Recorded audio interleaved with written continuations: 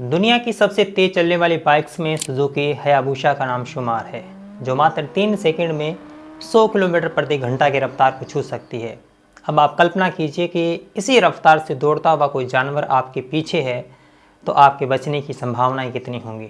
निश्चित रूप से न के बराबर। आप समझ ही गए होंगे कि यह बात चीते की हो रही है, जो धरती पर रहने वाला सबसे तेज प्राणी है। एक बार अगर अपने शिकार के पीछे पड़ जाए तो उसको मौत के घाट उतार कर ही मानता है। चीते की इसी रफ्तार और शिकार करने की अचूक कला के कारण भारत में राजा महाराजा उनको पालतू बनाकर उनकी ही सहायता से शिकार किया करते थे। एक समय था जब चीतों का भारतीय उपमहाद्वीप पर वर्चस्व हुआ करता था।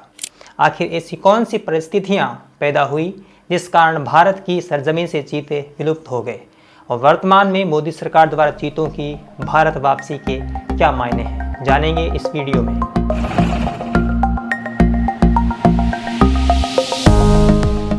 चीते के विलुप्त होने से पहले यह जानना अत्यावश्यक है कि भारत में चीतों की स्थिति क्या थी।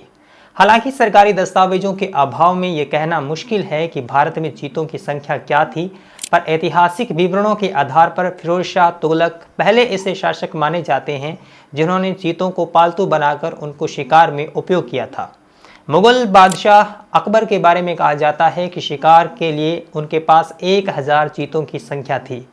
जहांगीर अपनी आत्मकथा तुजुक ए जहांगीर के सफ़ेद चीते का जिक्र करते हैं उसमें। वहीं फ्रेंच यात्री जीन दे थेवेनेट अपने विवरणों में औरंगजेब के काल में चीतों के बारे में कहते हैं कि उस समय घटती चीतों की संख्या की वजह से सिर्फ प्रांतीय गवर्नर ही चीतों को पालतू बनाने का अधिकार रखते थे।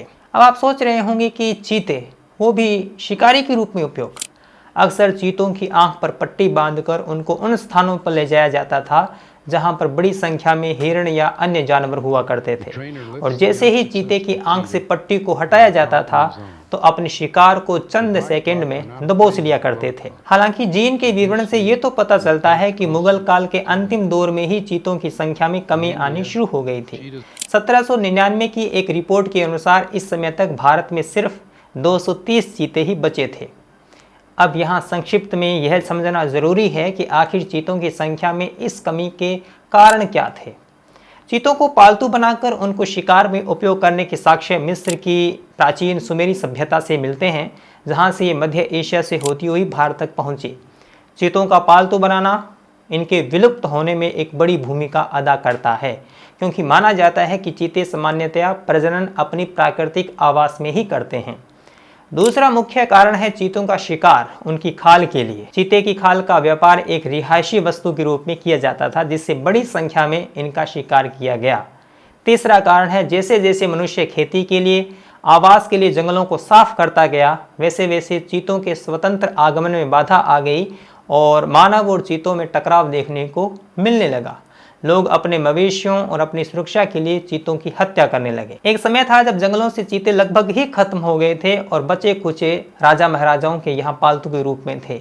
सरकारी साक्ष्यों के अनुसार आखिरी बार 3 चीते 1948 में देखे गए थे, जिनको महाराजा रामानुज प्रताप सिंह देव ने गाँव में मवेशियों को निवाला बनाने की वजह से मार गिराया था। लेकिन इसके बाद भी 1951 में छत्तीसगढ़ में एक मादा चीता होने की बात सामने आई है। भारत में एशियाई चीतों की अंतिम शेष आबादी की मृत्यु के बाद इस प्रजाति को भारत में विलुप्त घोषित कर दिया गया। यह भारतीय वन्य जीव इतिहास में पहले ऐसे जानवर थे जो अप्राकृतिक कारणों से भारत से विलुप्त हो गए थे। चीतों के विलुप्तीकरण की घोषणा के बाद से ही वन्य जीव प्रेमियों और संरक्षणकर्ताओं ने चीतों की फिर से भारत वापसी की मांग उठानी शुरू कर दी थी। 1955 में आंध्र प्रदेश के वाइल्ड लाइफ बोर्ड ने राज्य के 2 जिलों में चीतों की वापसी की बात कही, पर चीतों की वापसी इतना आसान काम नहीं था, क्योंकि उस समय चीते भारत में नहीं बल्कि विश्व के अनेक जगहों पर भी उनकी संख्या कम होती जा रही थी। दूसरा, चीतों को एक देश से दूसरे देश में स्थानांतरण में अनेक अंतर्राष्ट्रीय राष्ट्रीय वन्य जीव संरक्षण पार्टियों के इन्वॉल्वमेंट से प्रक्रिया और जटिल हो जाती थी। वन्य जीव विशेषज्ञ मानते थे कि चीते एक विदेशी जाति है जो भारतीय सरजमीन को अपनी प्राकृतिक आवास में ढाल नहीं पाएंगे और उनकी मृत्यु हो जाएगी।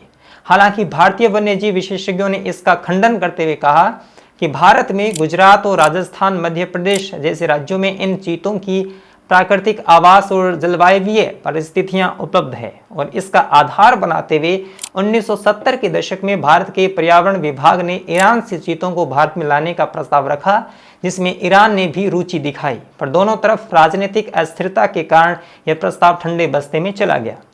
2009 में फिर कांग्रेस सरकार के मंत्री जयराम रमेश की अध्यक्षता में फिर से ईरान से चीतों को ले आने का प्रस्ताव रखा गया, पर तब बदले में ईरान ने गुजरात के शेर की मांग की, जिसको तत्कालीन मोदी सरकार ने ठुकरा दिया था।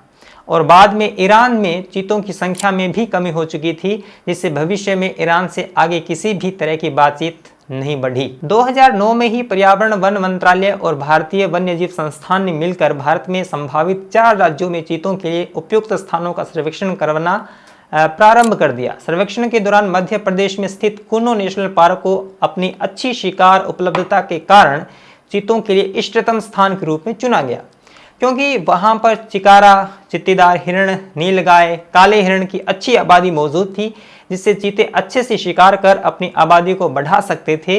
और कुन्नो नेशनल पार्क का प्राकृतिक आवास मध्य एशिया, दक्षिण अफ्रीका के चीतों के प्राकृतिक आवासों से काफी मिलता जुलता था। लेकिन 2013 में चीतों की भारत वापसी पर सर्वोच्च न्यायालय ने रोक लगा दी। सुप्रीम कोर्ट हवाला देता है कि चीते विदेशी प्रजाति हैं और यह अपने साथ साथ भारत की देशज प्रजातियों पर भी नकारात्मक असर डालेगी, जिससे जैव विविधता को खतरा पहुंच सकता है।